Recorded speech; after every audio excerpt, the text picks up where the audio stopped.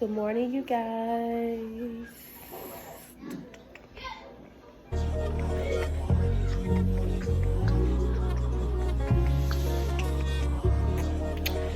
Today is January the 15th. It's officially my 3 months at Target.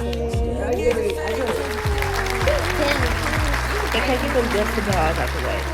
Don't put them over here. Stop. I don't know. They get in trouble.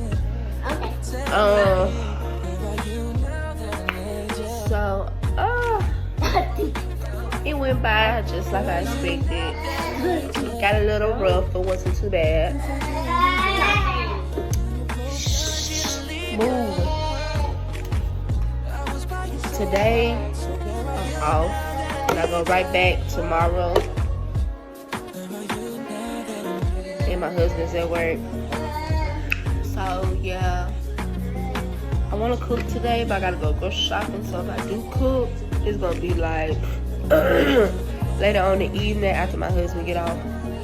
Also, I need to go grocery shopping. I just said that, but I need to deep clean because my house really needs it. As y'all can see, my tree is still up. I gotta take that down because Carson been fussing at it and getting into it with it, and it's starting to stress me out. So yeah, just a quick little update with you guys. Also, if you are new to my channel, thank you for subscribing. Thank you for your support. I really appreciate it. So far, I got 10 subscribers. I'm very excited. I finally hit 2 numbers. And yeah, I'm just gonna keep trying to be consistent with this. So let me tell y'all about my first fulfillment shift at Target. So if y'all don't already know, I work at Target as a style consultant in the style department where the clothes in, you know, folding clothes, putting clothes out. I finally got trained in fulfillment like 2 days ago, and yesterday they threw me in the pit by myself. So I'm gonna tell y'all how that went. Now, this will only be probably interesting to people that already work in Target or is interested in working in Target as fulfillment or just Target period. So I can understand you just like, what is going on? Why should I talk about this? So you click off. Stop. This is for my Target people, my Target lovers, my Target wanna work at Target people or whatever, or already work there. So, as a style consultant, coming from that, and now doing fulfillment, I'm going to tell y'all how it went. So, I actually got trained properly by one of my team leaders in the style department. She knows how to do fulfillment, and she trained me. I think she did a really, really good job. I pretty much got it. As always, if you've been watching my videos, or if you have, you can go back. The disorganization of the store makes whatever you're learning how to do at the store hard. The job is not hard, it's the disorganization that makes it hard, you know. So in fulfillment, I'm going to tell y'all what fulfillment is. Fulfillment is when a Target employee shops around Target for different items, online orders, I believe, from customers. Okay, customer place an order online, and we run around the store and fulfill that order. So we have to pretty much like grocery shop for the customers, or if it's not grocery, clothes, we have to do it. Now, honestly, that's not hard. If you a mom or somebody that does grocery shopping almost every week or just almost daily like me, like I live right here by Walmart, it's not really hard to know how to find stuff. It's really like all about using your common sense, and then also knowing stores, you know. If you're a person like a teenager, a guy who don't normally do any type of shopping, especially like grocery shopping, fulfillment may be a little bit challenging, but it's really not hard. It's just like a grocery shopping. So what you do is, first you go grab your cart, which I never realized those carts, and even our 3 tiers, which are the red carts, because the cart you grab for fulfillment is a black long cart. They have a barcode on it for you to scan. I never realized that. So the first thing you do when they throw you into fulfillment, we call that a PIT. I think it's PIT. Am I wrong? I'm sorry. I'll still learn. They throw you into a pit. So what you do is you go first, you grab your black cart. You're going to scan the barcode on the cart with your device. That way, it'll let them know what cart you are using and where you are putting these people items. So then once you get your cart, you start shopping. You look at the device and the device will tell you, after you pick which type of pit you want to grab, because you have your GM pits, which are general merchandise, stuff like clothes, stuff like that, toothpaste, washing powders, general merchandise, right? Then you have your grocery pits, which I think is the easiest. If I'm not mistaken, people told me, like, usually when you come from a style department, they do throw you in a pit, or if you are pit trained, they usually gonna want you to do a grocery pit, because I think those are the easiest, which I would agree. I think they are the easiest, even though even though I spent like a whole almost 2 hours on my second one. My first one knocked it out the park. It was only like 4 or 5 items, and it was just it was more than that. It was probably like 6, and it was just like cases of energy drinks and cases of water. Easy. Knocked that out, bagged it, stowed it away. Good to go. Then she came and grabbed me again, threw me in another girl's pit. I guess so she can go and break. And that's when it went down here. So when you are working in fulfillment, you are being timed. Did not know that. If I'm not mistaken, from what I was being taught, if it's a grocery pit or maybe any pit, you're supposed to have at least like 30 minutes, maybe 30 to 35 minutes before you start, or more. You're supposed to have at least like 30. And if you start off with not at least 30, you already pushing for time. Which makes sense, because if you just do your own regular grocery shopping on a daily or any type of shopping, you're going to need at least 30 minutes. Unless you're just only grabbing a few items, you're going to need at least 30 minutes. When I go grocery shopping, it pretty much takes like an hour for me to find everything I need and get what I want, from ringing up my stuff, putting them in the bag, put them in the car. You are being timed all the way up until you actually finish putting the groceries away. So you're also being timed when you're putting the groceries in the bag. So on the device, it just tells you like what aisles to go to and what items they need and how many. So you go to the aisle. Once you find the item, you scan the item, then you scan your cart. So that way it can all be connected. They can know you found the item and you place it on this cart. See what I'm saying? So you gotta it's a lot of scanning involved. Scan the item, scan the cart. Scan the item, scan the cart. Move on to your next. Now this is where the challenging part comes. I'm not gonna even say it's the time. The challenging part is when they tell you to go somewhere, especially like a back room location, like it's in the back of the store and not out on the floor. When they tell you to go somewhere to get one of these items, and you go there and the item not there.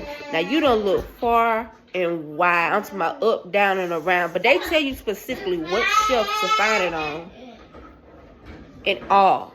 So it shouldn't be no confusion. But you looking. You don't see it. You like, maybe it's behind another bag of chips.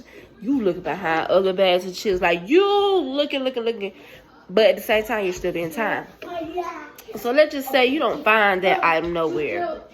They tell you to go ask one of the people that's working in that area for help. So you always got somebody in that area. You supposed to, because last night we ain't had nobody in tech. Ooh. So anyways, I was in the grocery section. I couldn't find the chips. It was like, these 2 bags. I asked the guy that was working in the grocery section, really nice guy. He couldn't find it. He even took me to the spot where he thought it was, where I had already checked, wasn't there. So I was taught in my training from my team leader that you're not supposed to say, they usually don't want you to say, you cannot find a item. Anyway, I had to give Carson some milk, y'all. Sorry. So I was trained that we cannot say item not found. This thing called INF. They don't want us to INF an item. They want us to actually go our way and try to find it. Even though you went to the location, the device told you to go to this location, it will be there, and it's still not there. They want you to search other spots and ask for help. But I was taught that I have to consult with one of the team leaders on the shift at that time about an item before I just say item not found. That's what I was taught, and that's what made the whole thing stressful. You don't have time. Not only that, but I realized on night shift, I don't know about day shift, we, like last night, we only had one team leader, and we ain't have nobody in tech. So she had to play the tech person too. She ain't got time to come up here and help me find all these items. It was more than one. I could see if it was just like one item towards the end I couldn't find, I probably would have called her. It was a lot of them that I couldn't find. Went to the location, bathroom location, checked where I thought it would be. Could not find it. That woman ain't got time to keep coming up to me, trying to help me find no item, like realistically. So I started skipping it. You can skip it. If you can't find it and you looked, you don't ask for help, the people that work in the department don't know where it's at, you can skip it. But I'm gonna tell you now from experience, go ahead and say you can't find it. It's okay. That part of training and fulfillment, she told me, I think that was low-key bad advice. Because I get it, but at the same time, it stresses you out. You know, as a regular employee, it just stresses you out. If the store was a little bit more organized, then okay. This store is so not that organized. So, like, yeah, I say next time when I work, if you're working in fulfillment and you can't find an item, you can look at least in 2 different places. After you done check 2 places, ask for help. Go ahead, INF. You are on a time crunch. Matter of fact, depending on how many items them up, because you can see how many items. Depending on how many items they done sat there and ordered and how much time you got, you might just need to look one time. Go to what the device said it's supposed to be. If it ain't there, INF it. Nobody got time for all that. Check here, check there, look there, look there. It is. Go outside the parking lot. Ask them, like, That would make it so overwhelmingly stressful, like you just want to leave the whole cart and just don't even come back. They got me messed up. So it was several items, and some of the items I ended up finding after I was on a new. I said, "Dad, go there." So this is another thing I don't like about the whole fulfillment thing process, right? You cannot go back. You can't, like, say if you end up finding the item that you was looking for like 20 minutes ago, but you want a new item now, you can still pick it up. So I learned that. That's a good tip. If you do end up finding it, still take it with you, even though you can't scan it, because it won't let you go back and scan it. I don't know why. That would have been so much more convenient for everybody if we could just go back. Dang. They gonna take you back to it towards the end, but you cannot. They not gonna allow you to just click back and go back to and scan. So yeah, if you do find the item, still put it on your cart. At least you know you already have it. You ain't gotta go back to the place you found it. All right. So that's the only really hard part about fulfillment, is when you can't find an item. But you have the option to INF. And now another thing I learned and I realized, you can't INF it right away. They gonna make you spend some time on it. Cause I remember it was going back to them items that I couldn't find. And when I was trying to, like, immediately, like, towards the end of my back, cause I had spent like almost 2 hours Towards the end, I got down to my last 3 items that I still could not find, and finally went back to them. I tried the INF it. Why the fuck the INF button ain't popping up? Uh-oh. It's on the scanning location. What location? It ain't here. So, I'm like, oh my God, the INF ain't thing, but they even up here. So I said, I guess what it is, it's going to give you a certain amount of time before the button pops up, which makes sense because they want to make sure you actually look. You can't just say, nope, can't find it, and you didn't spend a second on looking again. I get that. So yeah, that's what had happened. And that's what happened. And another thing, okay, so after you find all these products or all the products you could find, right? Now it's time to stow it away. There's a button that's going to say, do you want to stow this cart or grab another pig? You click on stow it away. S-T-O-W, it away. That's almost like storing the groceries away for the customers to come pick up later. So now you make your way back to the back room where fulfillment is. And you go to the scanner, the receipt scanner printer. And you start bagging your stuff. Now, it's going to have you bag it up by customer name. So, first of all, this is what I didn't know when you were in fulfillment. I'm thinking this is just one person order. No, it's multiple people orders. Uh-oh. It's getting tricky. So, it's going to have you bag everybody groceries that's in their order by name. So, say somebody's last name, Brown, has at least 5 items. They're going to let you do all her orders first and bag it. Now, you have to scan the food item or whatever item is by Mr. Brown and scan the printer so it can all be connected. Like I said, everything has to be connected. Everything has to be scanned. So we can know what printer you used, you know, so you can know where the sticker's coming from, you know, stuff like that.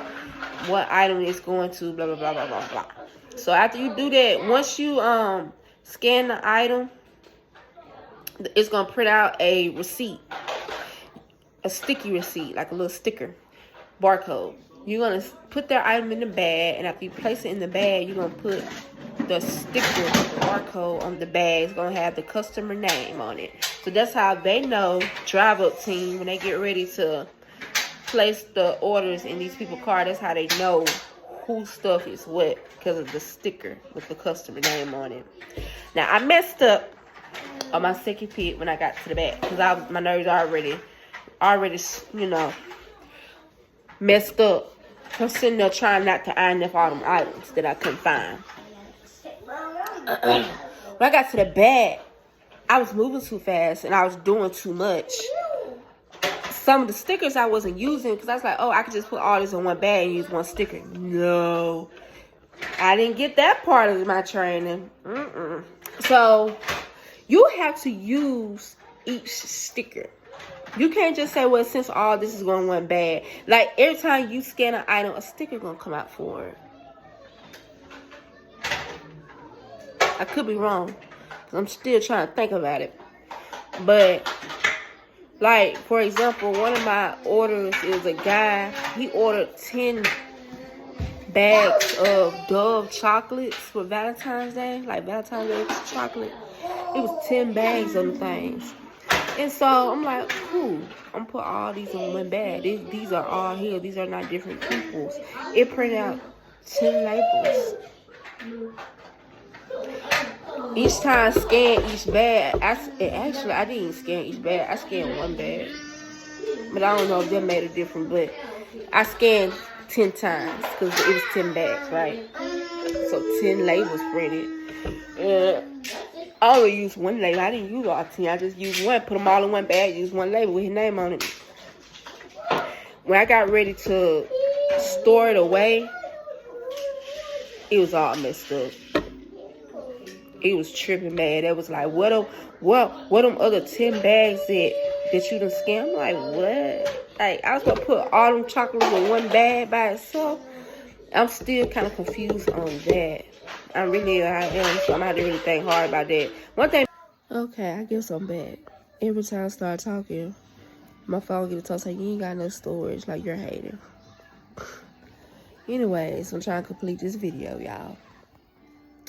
So, like I said, in fulfillment, once you get all the orders on your cart, you have to stow it away. You have to scan each item, and a label will print out for you to put on the bag. That's how the drive-up team knows which order goes where. And that was pretty much it. I ended up messing up my second pick because I was trying my best not to I and F any items by saying, you know, item not found. Because that's what I was taught when I was being trained. And then, on top of that, when I got to the back, my nerves so shot. I was going too fast. Just doing too much. I should have took my time and really did exactly. All you got to do, honestly, is do exactly what the device tells you to do. Like, literally read and do exactly what it tells you to do. That's all you have to do.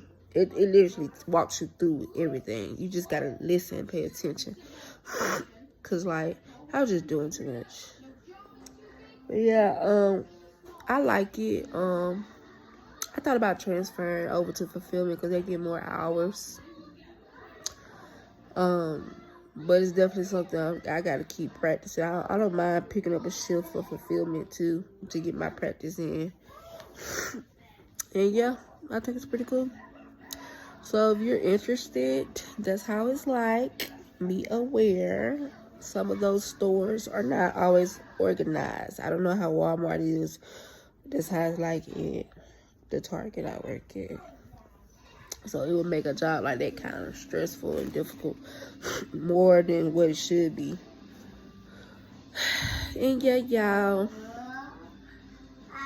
like, comment, and subscribe. See y'all later. About to go shop. I probably record me cooking. Maybe, I doubt it. I'm making some, I think he said smothered pork chops. I'm supposed to make smothered pork chops and gravy and rice and biscuits. I might add another side, like string beans, if I feel up for it, because I don't know, y'all. I mean, today ain't no bad day, but I might have to take the kids with me because Carson has sat here and yanked my damn curtains down in my room. So now it's time to put him to sleep, and now time it's gonna be bright as hell in that room. So I gotta give me some more command strips.